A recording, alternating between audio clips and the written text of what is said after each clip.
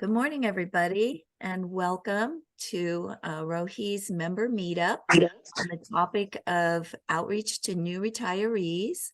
I'm going to ask before we get started that if everybody could mute yourselves until we get to Q&A, that would be fabulous. Everyone except my speakers, of course. My name is Sue Barnes. I am the executive director for AROHE, and I will be opening the session today and welcoming our presenters.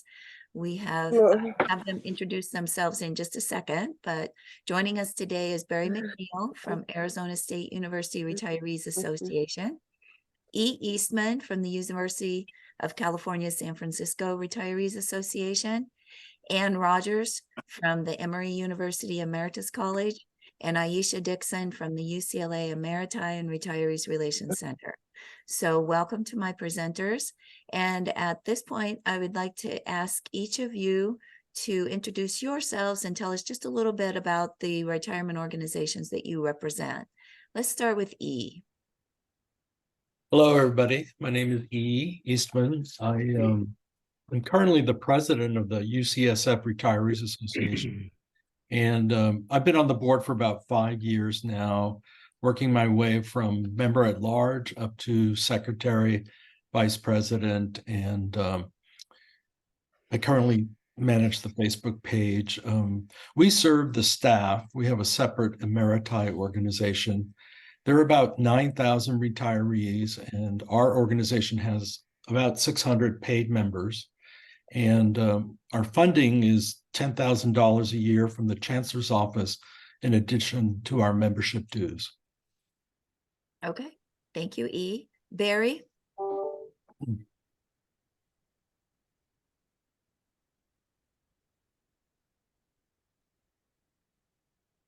You're on mute, Barry. Okay. It wouldn't be a Zoom meeting if we didn't have to tell somebody they were on mute. All right. Okay. I get these things backwards in my mind. Yeah. All right, we'll start again. Well, I'm Barry McNeil from Arizona State University. I retired from the mechanical engineering department in 2006. Our organization's called the Arizona State University Retirees Association. The association is open to anyone who retires from the university. So we have faculty, staff, administration, coaches, you name it. There's a parallel Emeritus College here on the campus, and we share a number of similar members. We currently have 728 members, 239 are introductory, and 489 are paid members. We receive $7,000 a year from the university through we're affiliated with the Office of Human Resources. Beyond that, the university also supplies us with office space, phones, mailing. We could use the university mailing system. And I've been involved with the association since about 2010. Okay. Thank you, Barry. Aisha? Hi, Aisha Dixon with the UCLA Emeriti Retirees Relations Center. We do pre-retirement workshops and post-retirement campus engagement. We've been around since 1969. I myself am not retired. A lot of our workshops deal with advocacy, support for retired faculty and staff. We report to the Chancellor's Office. We also have a few $1,000s of a budget because we are the campus entity. We are the umbrella organization for the Emeriti Association and the Retiree Association. Our database is about 18,000 retired faculty and staff. Of that, about 2,000 are retired faculty and the rest are retired staff. There's a small group of us, about 3. It's myself, another full-time and 1 part-time person. And we have a YouTube channel and also a Twitter account, and currently are working in a hybrid scenario to take care of our retirees. Okay. Thank you, Aisha. And Ann? Hi, I'm Ann Rogers. I'm a full professor in the School of Nursing and director of the Emeritus College. It's always an active faculty member that directs the Emeritus College. It is only faculty and higher administrators who are nearing retirement or have retired. There's no, you don't have to have emeritus appointment to join, just be a faculty or upper administrator. There are no dues. We are supported very generously by the Vice Provost Office, covers half of my salary, all the salary of my program manager, has helped with installing hybrid equipment. So we're very fortunate, but we're 21 years old and well established. We have probably about 750 members. Great. Thank you all. And I retired from UCLA. I actually was Aisha's predecessor at the Emeriti Retirees Relations Center. I also worked for 23 years at UC Davis, and the last 7 years there, I was director of the Retiree Center at UC Davis. I want to just mention that all of our presenters today are from larger retirement organizations and mostly well-established long-term retiree associations. And so the programs that they'll talk about have been a long time in development for many of them. So for those of you who are from newer, smaller organizations, don't get discouraged, because remember that we all started with nothing at one point, and the ideas that are being shared today are things that you can pick and choose depending upon your level of development and the size of your organization. All of the initiatives can be scaled down or scaled up, and remember that all of us as AROHE members can be used as resources. So for those who are in the early stages of development, take the ideas that you think might work for you, follow up with these presenters or with others to get the help you need to build your associations. So with that, I'm going to ask each of our presenters to talk a little bit more about the initiatives that they use to reach new retirees and pre-retirees on their campus. And let's go ahead and start with Barry. Oh, good. Well, at Arizona State University, all employees who retire from ASU are automatically members of the association, and their first year is free. It's a basic alumni approach. You've all graduated from work, and now you're in the Retirees Association. Now, to make this happen, every quarter, we request from the Office of Human Resources names and addresses, contact information for those that have retired in the last quarter. And so we get that information. To make this happen,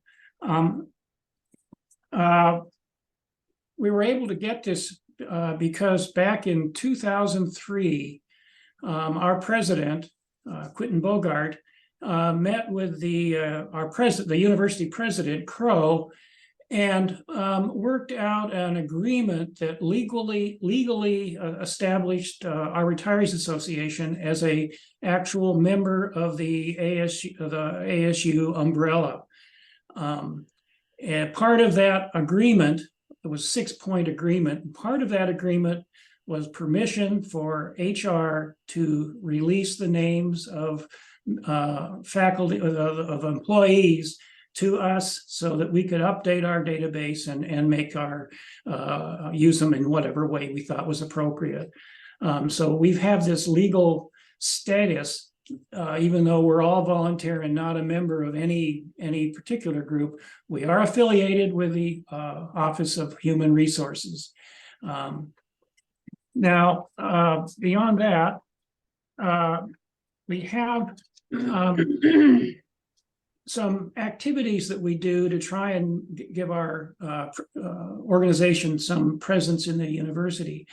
Once a month, we have what we call a pre-retirement seminar. This seminar it's a Zoom seminar. As I say, it's offered at noon, and it's aimed at people who are thinking about or getting close to retirement, The goal is to help this transition from working to retirement. We do this as basically as a service to the university. So a variety of interviews, our seminars are given. We've had the Office of Human Resources does 2 of them each year for us, giving the final steps for what it takes to go through all the paperwork and so forth to actually retire. We have seminars on understanding the financial year retirement packages, Medicare, Social Security, how to stop fighting over money, et cetera, et cetera. So there's 12 of these, 1 each month. And so the advantage we get from this is we don't have to beat the bushes to get the retirees. They're just, they're delivered to us and we put them in our database and we send them a letter and we say, thank you for joining. And here's what you can do. So we don't need the seminars to collect invite, but we can't potential members, but we can use the seminars to let the university get a sense of who we are and what we do, and try and get this into the collective knowledge, if you will, of the employees, giving them a feeling that this is a good organization. This is a nice organization. I could do something here. We in fact allow people who are working at ASU to be members if they want to do that. And so it's an opportunity to try and make the Retirees Association a place you'd like to be and like to be associated with before you get there. Now, we do some other standard outreach sorts of things. We go to various vendor fairs and appreciation luncheons and so forth with tables and bling and so forth and so on. But at these other table events, we collect names of people who'd like to be on the pre-retirement seminar mailings or Zoom announcements. And so that's a way that we can build up the people that actually see these Zoom meetings. About 36 to 40 people might attend these each once a month. Finally, we have in the last 2 years been invited by the faculty, the University Senate, to present our program. And so this has a couple of advantages. One, it gets it into an official document. The minutes of the meeting will have our presence there. And secondly, an opportunity to encourage these senators to take the information back to their colleagues, particularly those that are getting close to retirement, and tell them about this pre-retirement seminar. So that's what we do at Arizona State University. Great. Thank you so much, Barry. Mhm. E, what initiatives do you have at UCSF? Well, we start with a program called Pathways to Retirement, where we get involved with human relations once a year, talking to prospective retirees about our association and what we can offer them. We also have what we call a new retiree welcome fair once a year. The head of human relations comes to greet them. We have the Emeriti Association who shares their speaker series. We have people from Fidelity Management to talk about their resources for financial planning purposes. Our healthcare facilitator is there, who is specifically assigned to the retirees. We have a member of the volunteer program talking about opportunities at UCSF for volunteering, a member from the Fitness and Recreation Department, the Fromm Institute for Lifelong Learning at the University of San Francisco attends, along with the Osher Lifelong Learning Institute at San Francisco State. The Institute on Aging speaks about their volunteer opportunities. We present the role of our association and our interest groups, which includes golf, hiking, dining out, knitting, and books. We talk about our speaker series. Usually it's once a month, and our travel program. In terms of cultural programs, at least once a month, we're taking tours. Some examples, we recently done the Gold Rush San Francisco, a tour of the Palace Hotel, and guide dogs for the blind. We have a monthly email newsletter that goes out to all the retirees. We're involved in the community with block parties, with alumni relations, and twice a year we do trash pickups, so we're visible in the community. We have 2 luncheons that we do, spring and holiday. We have an award for volunteering. We have a Facebook page, a YouTube channel, and we try and present as many volunteering opportunities as we can find during the year, such as student food banks and working at St. Anthony's, which is a dining room for the underprivileged. Our first year is free, and then it's $15 a year. We receive part-time support from alumni relations, and we are working on becoming a center. We are the only UC campus without one, so we're hopefully going to graduate to that status in the near future. Great. Thank you, E. Sure. Anne, why don't you tell us what you do at Emory? A lot of different things. We have 3 seminars we generally offer in the spring, one about the finances related to retirement, one about the emotional and psychological transition, and then an introductory to the Emeritus College, how to get emeritus status, etc. To let people know about that, we have a process that we go to HR. I tell them what I need from the database. Faculty names over 55 or 60, promise not to spam them. So I can get a list and then send him out information about that. We also get a list from the Vice Provost office 3 times a year after the Board of Trustees meeting about those that have received emeritus appointments. I email them, welcome them. We then last year, for the first time, held a reception for the retirees during the 12-month period. And that was somewhat tricky because HR could give me a list of the faculty who had retired up to, say, February or March, but they didn't know who was retiring in the spring. So I went to each of the deans and got a list, except some of them didn't know until April or May whether faculty were coming back in September. So we'll work on that this year a little earlier. We have a brochure and infographic about steps to retirement.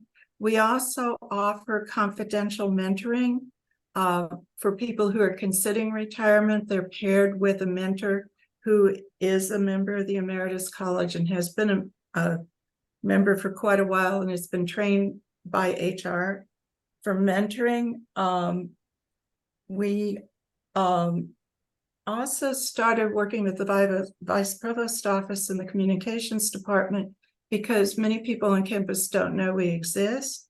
And so they did a story about our retirement reception in the Emory Report, which goes to all faculty and staff. They're currently writing one about our we do practice interviews for pre-med students. And so they're writing that up, and I'm not sure what they're going to do in the spring, but they're trying to get more campus publicity. We have a newsletter that goes out every 2 weeks. We have lunch colloquiums every 2 weeks for members, and members can be those that are nearing retirement or those that are retired.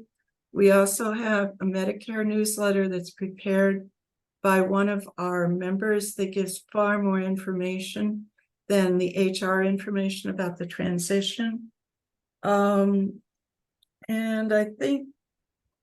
we're starting to do more social. Our lunch colloquiums are now all hybrid, but as things have eased from the pandemic, we're trying to incorporate more social activities gradually. Thank you, Anne. And Aisha. Well, we do lots of the same things, so I don't want to be repetitive, but I will say a couple things that stand out. And I'll put some things in the chat too. Our chancellor's wife is very into music and art. So every year she hosts a student recital at the chancellor's residence, and we got invited to go. So we go twice a year with different groups of retirees to get a tour of the chancellor's residence and also hear the student performers. And that's something great because not a lot of staff can just go to the chancellor's residence while they're employed, but it's a great thing for us to do for our retirees. We also get a quarterly email from the Office of the President that lists all the retirees for that quarter. And I also have a super secret list that I get from the Vice Chancellor of Academic Personnel. And that list are faculty who have committed to retire up until 5 years away. So I know Professor so-and-so will be done in 2026, and I just keep it in my files here. So that way, once that happens, I can send a welcome letter. Like someone else mentioned, we do welcome letters every month to new retirees, and we do a little bit extra to give them swag. So I mail out luggage tags. There we go. Luggage tags because retirees are always traveling. I also do jar openers because I myself need a jar opener sometimes, pins, Post-its, letter openers, just anything that I can think of to assist someone that's older.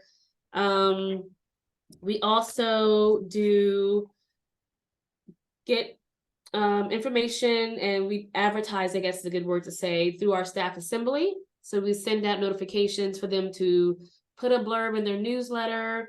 We have a Twitter account that we use. I've also, we heavily use our website to promote pre-retirement programs and workshops that I will post in the chat. We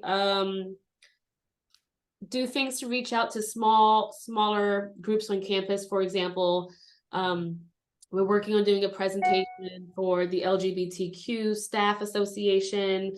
We did one for the Black Faculty and Staff Association, and then Asia Pacific Islanders. So these are small little workshops, are all on Zoom, just to give them an idea of what retirement could look like, if they have questions about retirement, so that they know that we are their on-campus entity to support that.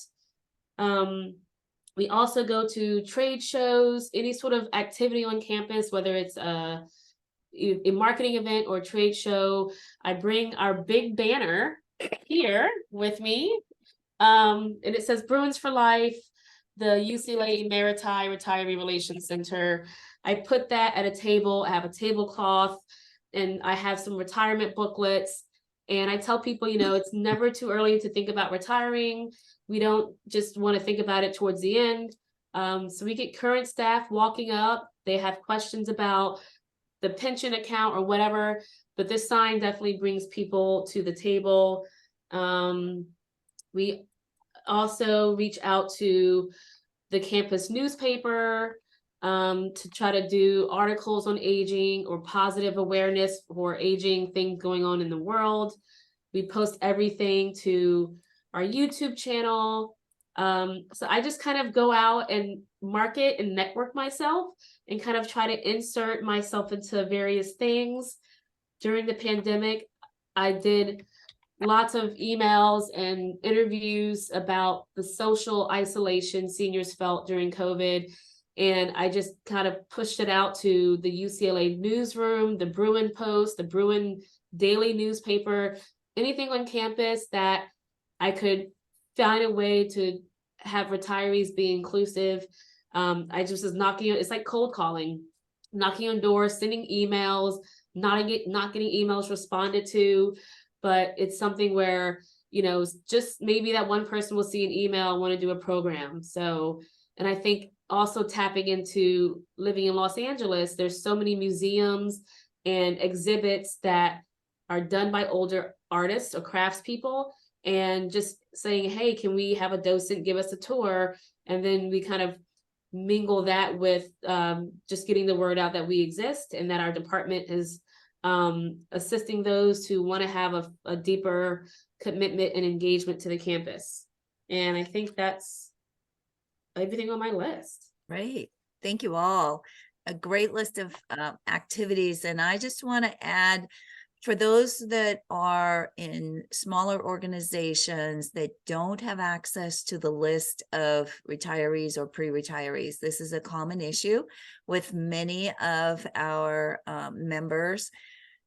Take the ideas that our presenters have mentioned today and think about how you can create workarounds, because the key is to develop relationships with the HR department. That would be probably the first step toward being able to get retiree information. However, HR is bound by confidentiality rules. And unless you are a campus department, and sometimes even if you are a campus department, they will not share the information about who's going to retire or who's already retired. So there's some things you can do as workarounds. When I worked at UC Davis, for example, I first started just developing the relationship with the HR department. I asked if there was things retirees could do to volunteer to help HR at their workshops. Could we sit at a table and help with check-in? Could we put our brochures on their tables when they do pre-retirement workshops?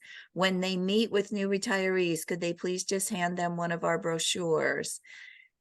I started taking cookies to them every Christmas holiday just for the office staff. We started hosting the HR staff, the benefits managers, which was about 4 or 5 people, for lunch once a quarter, just to come and meet with us, to find out more about what we did, to see how we can partner to reach retirees. So the more you can do to develop the relationship, the more successful you will be in getting information. And if they can't share the list with you, maybe they can do a mailing for you. You provide the envelopes and the letter, and they have somebody slap on a label and send it out to people. So that's one tip I would say. The other tip, and several of our presenters mentioned this, is getting the word out as widely as you can on campus about what the Retirees Association or the Emeriti Association or the Emeritus College is doing to benefit the campus. Because those of you who have listened to our webinars in the past know that I say this often. Everybody listens to the same radio station, WIIFM. What's in it for me? So a campus, college, or university is not going to give support to the Retirees Association. They're not going to give staff. They're not going to give you the names if it's only good for the retirees. They're going to do it if it's good for the college or university. So the more you can do to let the university know how retirees are committed to the campus by volunteering, by donating time, resources, money, the better off you will be in terms of getting the campus to reciprocate by supporting the association's activities. So those are just a couple of tips I would say. Another thing that our presenters talked about today, which I think is really, really important, is find ways to what I call wiggle your way in. Wiggle your way into the university in whatever ways you can. Finding ways to attend campus events and have a table, finding ways to present your information at various workshops or staff events, finding ways to be a part of major campus events like volunteering at commencement or move-in day for the students, or any other way you can get out there and make yourselves known.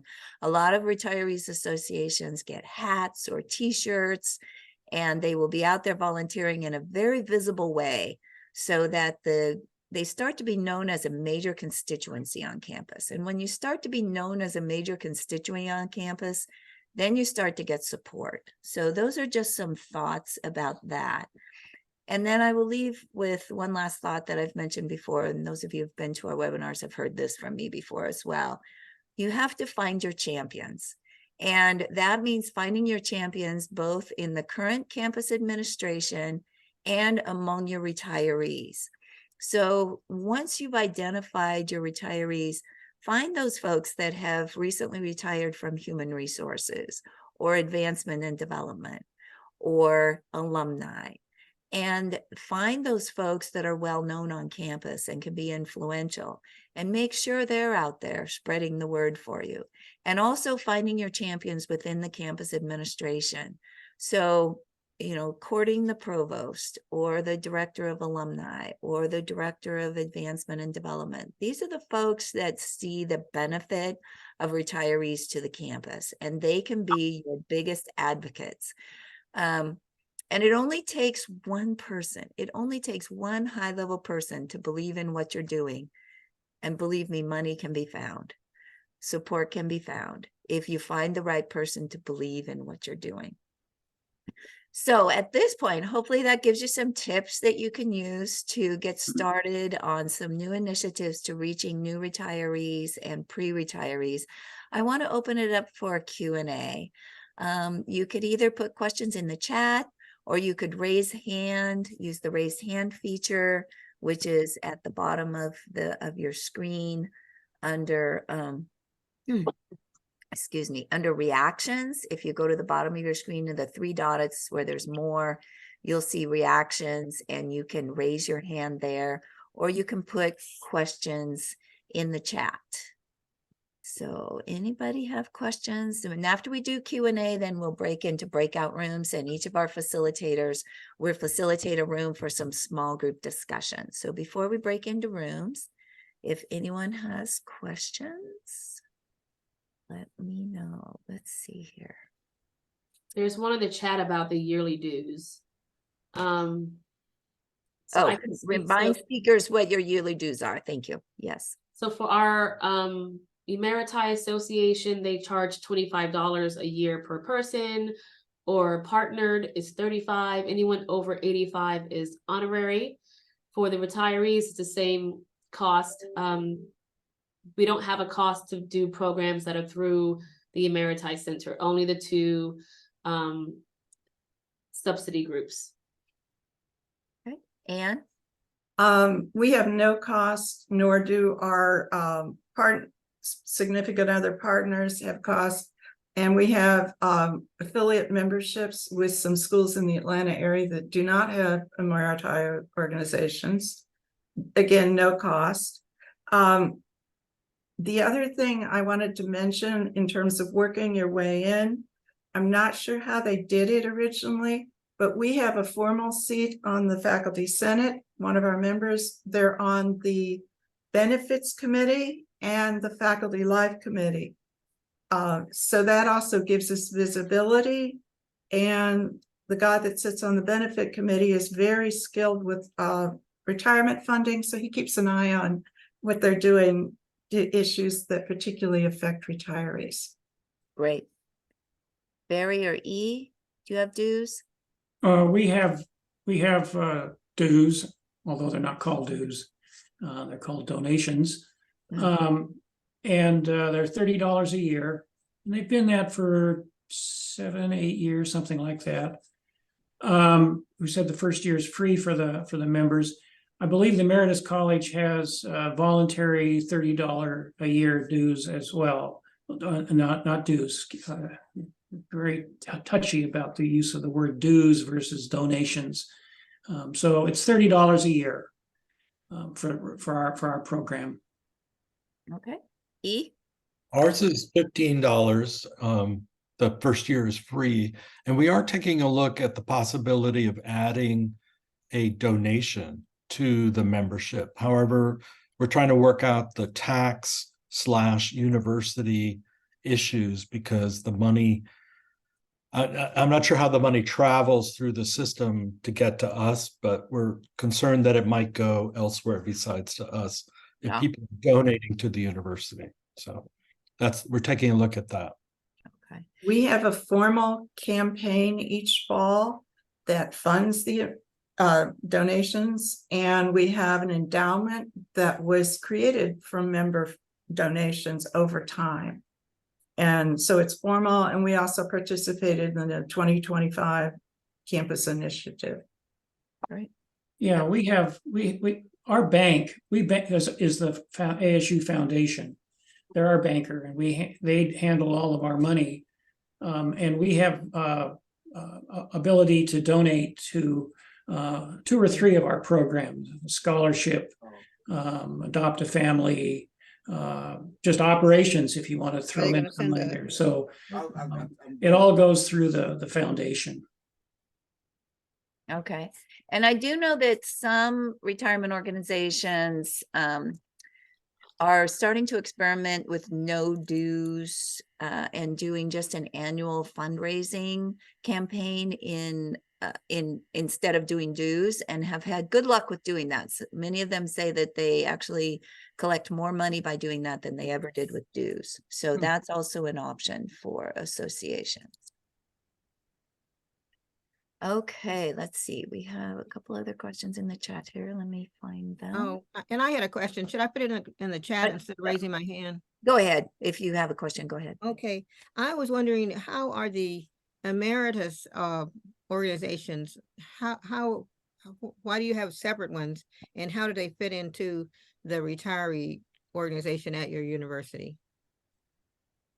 I might be able to answer that one because I kind of have an overall picture of how that works across the country. Not very many campuses have separate organizations, but some larger universities do. And so they will have an association for emeriti or retired faculty. Typically, those associations have been around longer because this model of retirement organizations started with emeriti faculty. So many of them were first on their campuses, and then often a retirees association will be added in later. So often with new organizations, they end up doing them jointly, retired faculty and staff together in one association. So it's just different models. You can choose what you want to do, if you want one association for both, or if you want different associations for the 2 different populations. But in general, they've developed separately because the emeriti were there first as their associations.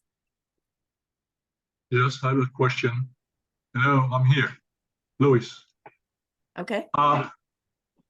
Well, I can see that you can get your members from your university, and usually they like to get into your association and the retiree association. That's good.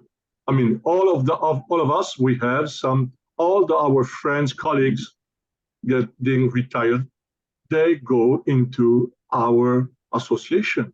Now, my question is, when you organize some kind of events, some kind of cultural activities, how many of your members are they participating?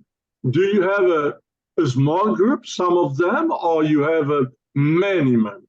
That's the idea of activity, participation, dynamic of your group, because it's good to have your members. You say, well, yes, we have 300 to 4,000, 5,000 members. Yeah, but when you get your activities, you have maybe 30, 40 people coming. So I'm asking you, and today you had very good ideas that I wrote down about what kind of activity you can do in order to interest your friends, colleagues, and members. So now I'm just asking you, do you have some kind of good response when you organize any kind of cultural activities like lectures, luncheon, and things like that? Okay, so let's have each of our presenters answer that, like your average participation for your different types of programs. Barry? Well, I think Pat Schneider's here somewhere, and she does our seminars, and I think we've been running over 60 at the seminars. These are Zoom right now. Mm-hmm.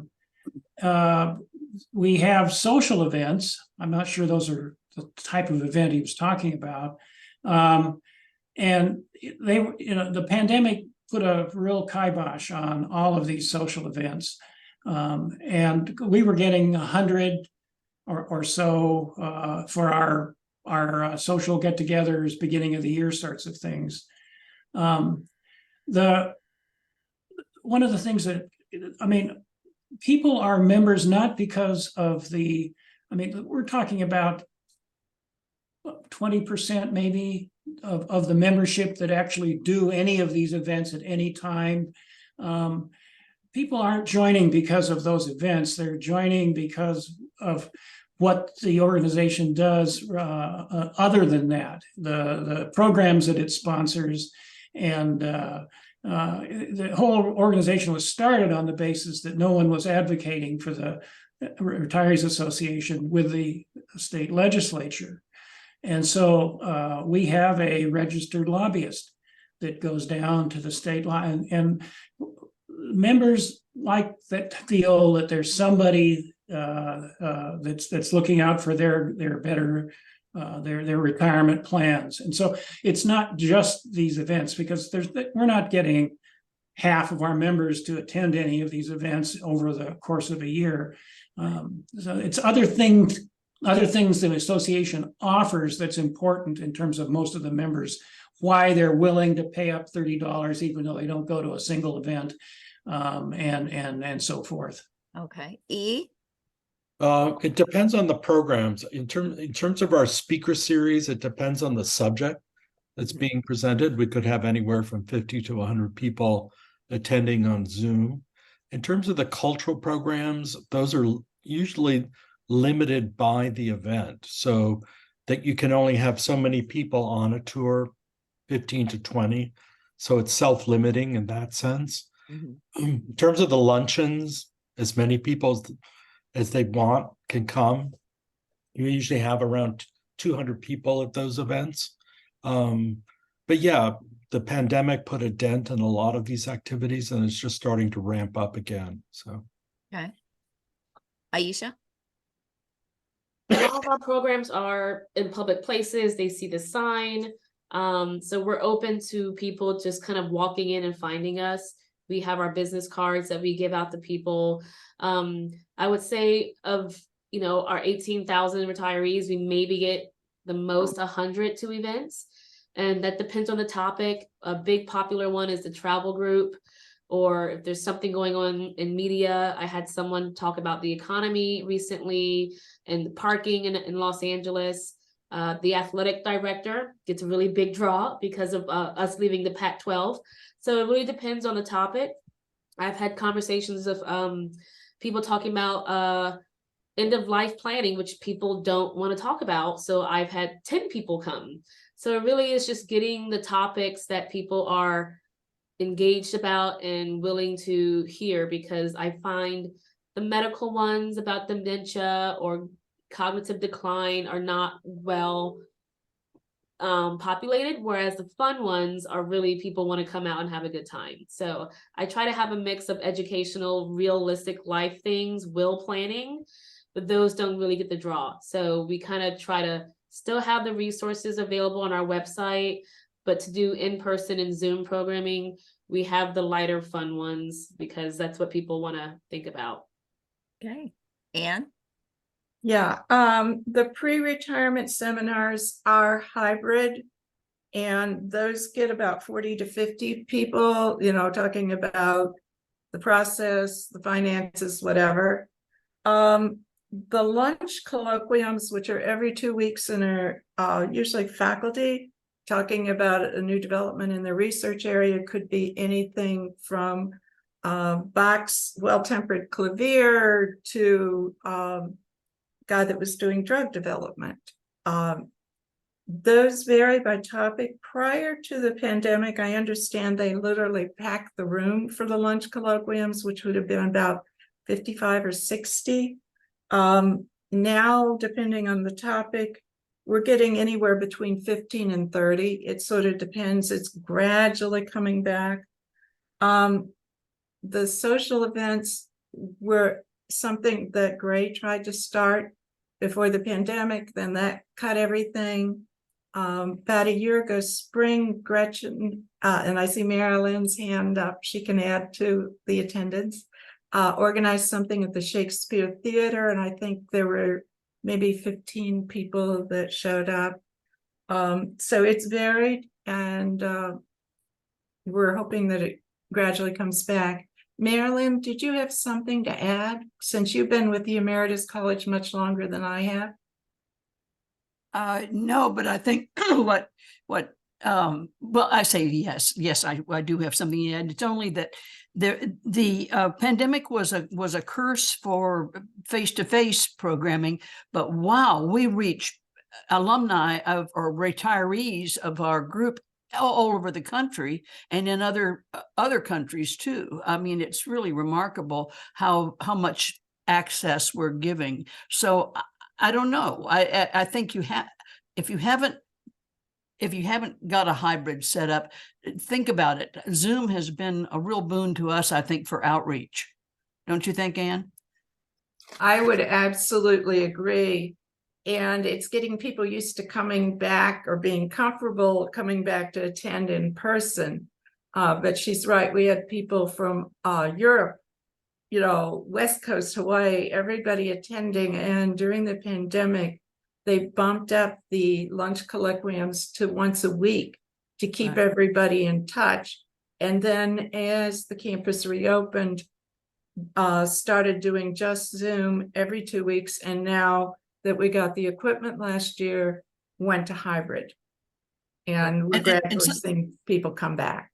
And some of those people are close. They're driving distance. They're an hour away, and they stay in touch with you, which you wouldn't have otherwise. So I think that's and sending the newsletter out to everybody is a good idea. Yeah, and we also have a women's group that every other month they meet in person, and then the other month they meet on Zoom. So it's another way of staying connected, and that's a very small but very active core group. Right. Well, we're coming up at about 10 minutes to the hour, and I see Jane there. I'm going to let Jane ask her question because she's been waiting for quite a while. This will be the last question we'll take as the large group, but I want to encourage everyone to stay on. We're going to break into the breakout sessions, and I know that from doing these events in the past, the thing that our members appreciate the most is the chance to chat in the breakout rooms. So each of our presenters will be in a room. You can ask questions, share ideas there. We officially will be going till about 15 minutes after the hour, but I know sometimes in groups you get started talking and you don't want to quit. You've got great ideas you're sharing. So I'm just going to leave the rooms open for as long as people stay. Our presenters will likely leave at 15 after the hour, but they're welcome to stay if they want to as well. And you can just hang out and chat as long as you'd like. So let's have one last question from Jane Wolfson. Thanks, Sue. I understand your early comment when we started the discussion about how to get the names of retirees, and you spoke about making inroads with HR. And the strategy you were describing is absolutely the exact same strategy I used when I was an academic administrator on campus heading a department. But I was there for many years.